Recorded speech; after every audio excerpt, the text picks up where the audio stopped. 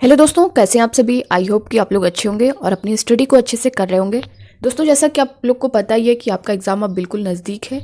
तो दोस्तों, अब घबराने की ज़रूरत नहीं है आप लोग को। आप लोगों ने जितना भी पढ़ा है उसको रिपीट करिए। और बाकी लोगों ने, जो लोग, बहुत से ऐसे स्टूडेंट हैं किसी प्रॉब्लम से, किसी वजह से नहीं तैयारी कर पाते हैं अच्छे से, तो मैं आपको यही एडवाइस दूंगी दोस्तों, आप लोग जो प्रीवियस ईयर क्वेश्चन पेपर है आप उसको सॉल्व करिए। जैसा कि मैं दे रही हूँ सारे सब्जेक्ट के, ईवीएस है, हिंदी है, सीडीपी, ये सारे सब्जेक्ट मैं दे रही हूँ और सीरियल वाइज दे रही हूँ। यानी आपका जो एग्ज़ाम था वो 16 दिसंबर से स्टार्ट हुआ था, 16 दिसंबर 2021 से। 16 के बाद आपका 20 को फिर हुआ था। तो इस तरह से सीरियल वाइज मैं सारे जो प्रीवियस ईयर क्वेश्चन है मैं उनको सॉल्व करवा रही हूँ। ये सारे क्वेश्चन आपसे पूछे गए हैं दोस्तों और ये रिपीट होते हैं।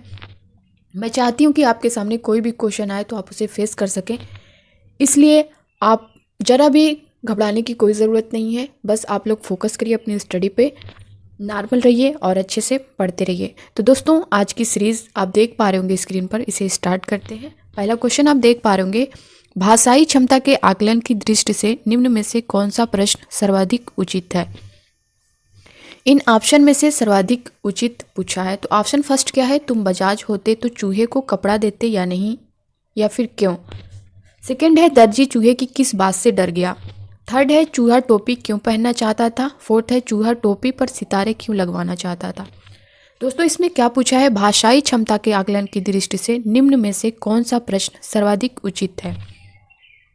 तो दोस्तों, अगर कोई बच्चा है जो कहानी पढ़ रहा है, अगर हम उसका आकलन करना चाहें तो बच्चे को किस तरह से करेंगे, कौन सा आंसर बेस्ट होगा।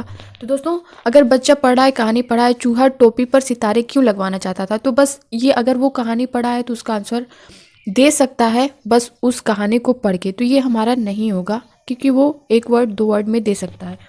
चूहा टोपी क्यों पहनना चाहता था, ये भी वो वहाँ से बस वही गिना चुना आंसर दे सकता है।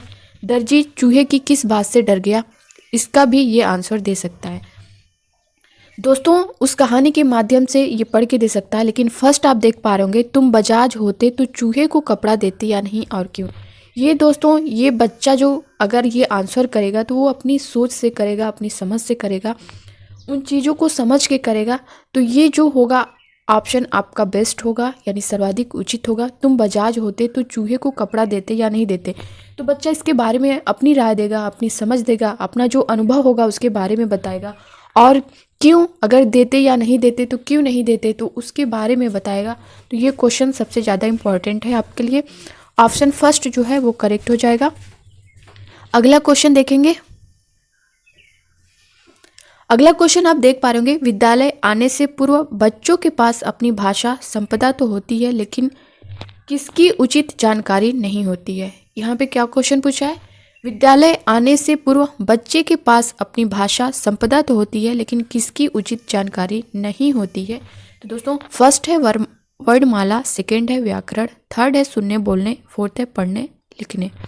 तो दोस्तों, यहाँ पे आप लोग अपने आंसर करिए।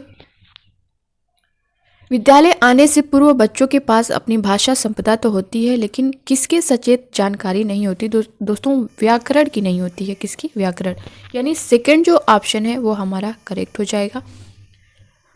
वर्णमाला की होती है दोस्तों, सुनने बोलने की होती है बच्चों में, पढ़ने लिखने, व्याकरण की जानकारी बच्चों में उस टाइम नहीं हो पाती है। तो इस तरह से सेकंड ऑप्शन जो है वो हमारा करेक्ट हो जाएगा। अगला क्वेश्चन हम देखेंगे, बहुभाषिक कक्षा की दृष्टि से कौन सा क्रियाकलाप अपेक्षाकृत अधिक उचित है। ऑप्शन फर्स्ट है, अपनी भाषा के 5 शब्द लिखो। सेकंड है, अपनी भाषा के 5 शब्द लिखो। थर्ड है, अपनी भाषा के 10 वाक्य लिखो। सॉरी दोस्तों, फर्स्ट है, अपनी भाषा के 5 शब्द बोलो। सेकंड है, अपनी भाषा के 5 शब्द लिखो। थर्ड है, अपनी भाषा के 10 वाक्य लिखो। फोर्थ है, अपनी भाषा में कहानी सुनाइए। तो दोस्तों, क्या पूछा है, बहुभाषिक कक्षा की दृष्टि से कौन सा क्रियाकलाप अपेक्षाकृत अधिक उचित है। तो दोस्तों, जैसा कि मैंने आपको फर्स्ट क्वेश्चन में बताया है कि जो उचित आंसर होगा आपको वही देना है। तो अपनी भाषा के 5 शब्द बोलो, तो बच्चा कोई भी बोल सकता है। यहाँ पे अपनी भाषा के 5 शब्द लिखो तो वो लिख लेगा। अपनी भाषा के 10 वाक्य लिखो, ये भी कर सकता है। अपनी भाषा में कहानी सुनाइए, तो बच्चा जब अपनी भाषा में किसी कहानी को सुनाएगा तो जैसा कि मैंने फर्स्ट क्वेश्चन में बताया, वो अपनी समझ से, अपने अनुभव से चीज़ों को समझ कर बताएगा, कुछ सोच कर बताएगा। तो ये क्वेश्चन जो बच्चा करता है, जिस तरह से उसको अवसर दिया जाता है उन चीज़ों का, तो वो बच्चा उस चीज़ को जल्दी अडॉप्ट करता है, जल्दी सीखता है। तो हमारा जो सबसे उचित आंसर होगा वो 4th ऑप्शन होगा, यानी अपनी भाषा में कहानी सुनाइए। ये हमारा जो है करेक्ट आंसर होगा। दोस्तों अगला क्वेश्चन हम देखेंगे। पढ़ना लिखना सीखना तब सरल होता है जब ऑप्शन फर्स्ट है उन्हें किसी उद्देश्य के साथ जोड़ा जाए, सेकंड है उन्हें वर्णमाला ज्ञान के साथ जोड़ा जाए, थर्ड है निरंतर अभ्यास कराया जाए, फोर्थ है निरंतर परीक्षाओं का आयोजन किया जाए। दोस्तों पढ़ना लिखना सीखना तब सरल होता है जब, आप लोग यहाँ पे अपने आंसर करिए, इसे तो समझ गए होंगे आप लोग। निरंतर परीक्षाओं का आयोजन किया जाए, ये नहीं होगा दोस्तों। निरंतर अभ्यास कराया जाए, ये भी नहीं होगा। उन्हें वर्णमाला ज्ञान के साथ जोड़ा जाए, ये भी आपका नहीं होगा। यानी उन्हें किसी उद्देश्य के साथ जोड़ा जाए, ये आपका सबसे बेस्ट आंसर होगा। अगला क्वेश्चन देखेंगे। भाषाई क्षमताओं के बारे में कौन सा कथन उचित नहीं है? दोस्तों यहाँ पे क्या पूछा है? उचित नहीं है। तो जहाँ भी ऐसा कोई वर्ड आए नहीं को लेकर के क्वेश्चन पूछे तो हम उसे अंडरलाइन कर लेंगे। जैसा कि बार बार में हर वीडियो में मैंने आप सभी को बताया है कि दोस्तों जहाँ भी क्वेश्चन में नहीं वर्ड दे उसको अंडरलाइन कर लीजिए, क्योंकि यहाँ पे बहुत सारे स्टूडेंट मिस्टेक करते हैं। फर्स्ट ऑप्शन है भाषाई क्षमताएं एक दूसरे को प्रभावित करती हैं, सेकंड है भाषाई क्षमताएं एक क्रम से नहीं सीखी जाती, थर्ड है भाषाई क्षमताएं एक क्रम से सीखी जाती हैं, फोर्थ है भाषाई क्षमताओं में समझ अंतर्निहित है। तो दोस्तों जैसा कि आपसे क्वेश्चन क्या पूछा है कि उचित नहीं है, तो हमें उचित नहीं बताना है। भाषाई क्षमताएं एक दूसरे को प्रभावित करती हैं, ये दोस्तों आपका सही है। भाषाई क्षमताएं एक क्रम से नहीं सीखी जाती, ये भी आपका सही है। भाषाई क्षमताओं में समझ अंतर्निहित है, ये भी आपका सही है। यानी आपसे गलत पूछा है तो भाषाई क्षमताएं एक क्रम से सीखी जाती हैं, ये आपका गलत आंसर है। यानी आपका ये जो है करेक्ट हो जाएगा, बाकी सब गलत हो जाएगा। ठीक है, यानी थर्ड ऑप्शन आपका करेक्ट है। अगला क्वेश्चन हम देखेंगे। विद्यालय की पाठ्यचर्या सहगामी क्रियाएं ऐसी हों जो बच्चों को किसके अवसर प्रदान करें? ऑप्शन फर्स्ट है मौखिक अभिव्यक्ति, सेकंड है लिखित अभिव्यक्ति, थर्ड है भाषा प्रयोग, फोर्थ है अभिनय। तो दोस्तों यहाँ से क्वेश्चन आपका पूछता है भाषा से रिलेटेड।